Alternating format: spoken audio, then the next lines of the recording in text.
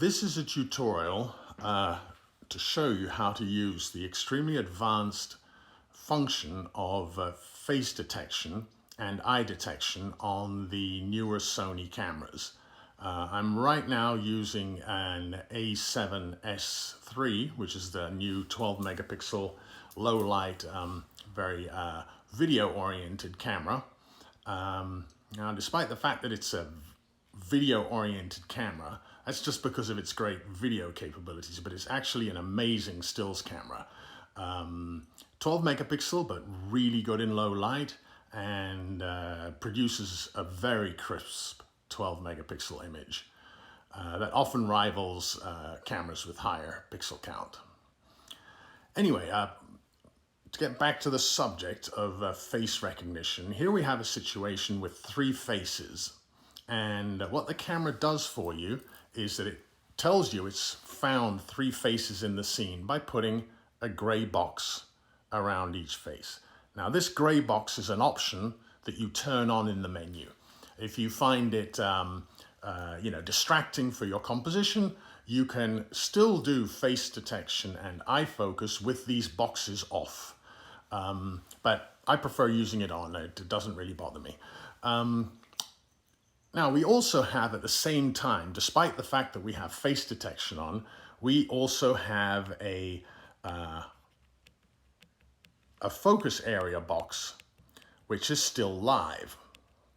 Now, this is very important because it allows you to decide between focusing on an object or focusing on a face, even though you have face detection on.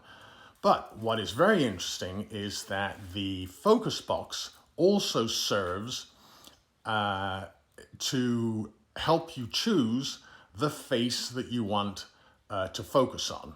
So let's assume that these three subjects in the photo were on a different distance from the camera, and you want to take a photograph where you have one particular person perfectly sharp in focus, or you want to do a series of photos taking turns focusing first on one, then on the other, and then on the third. That way you've got one picture with of each subject in focus.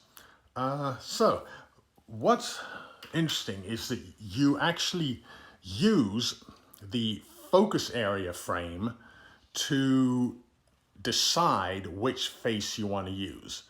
So unlike other brands where you have to dedicate a button to switching the face you want to use, and we don't have many buttons custom buttons on the camera, so that's a little bit of a problem. And it also involves you having to move your custom function thumb position specifically over to face changing, rather than keep it on some other function that might be more important. So the way you choose faces is actually really simple. You move the focus box, and did you see that, how the box on the person in the center here on Larry King highlights? That means it's the active box. Now, the interesting thing is you actually only have to slightly overlay the box to make it live. And once you've done that, if I half press the shutter, it focuses on his eye and ignores the other actors simply by making that box highlighted. So here I'm moving my framing around, and you can see that it's not highlighted. Now it's highlighted, and bam, I'm focused on that person. Now, if I want to focus on another person in the shot, I can either move this box over, which is a bit time consuming and involves moving your thumb onto the joystick to move it around. What you can do, which is much faster, is you can quickly recompose. So I pointed on the other actor, half press the button, recompose, and shoot. And that makes it very, very quick to switch between subjects. Half press, recompose, shoot. Half press, recompose, shoot. And that way you can very quickly go between subjects. Now, what's also interesting is that each focus area size is tweaked to help you with this function. So let me just switch to another focus area size. I'm going to switch to the large one. Now what you'll see here is I don't have to move as much. And you see I'm actually overlapping 3 boxes, but the camera intelligently uses the center box because that's the one that's overlapped the most. But the nice thing about this is I don't have to recompose very much to change the highlighted face, as you can see.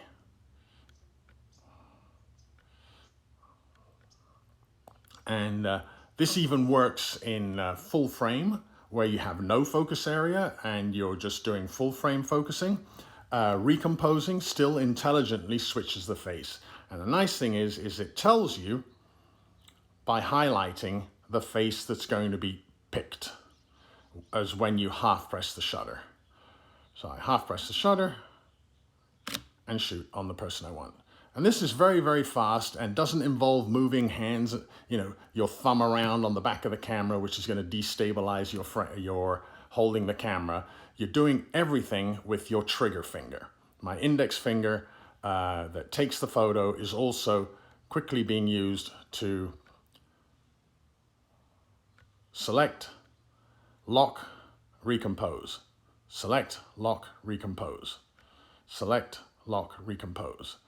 Select, recompose. And there you have it.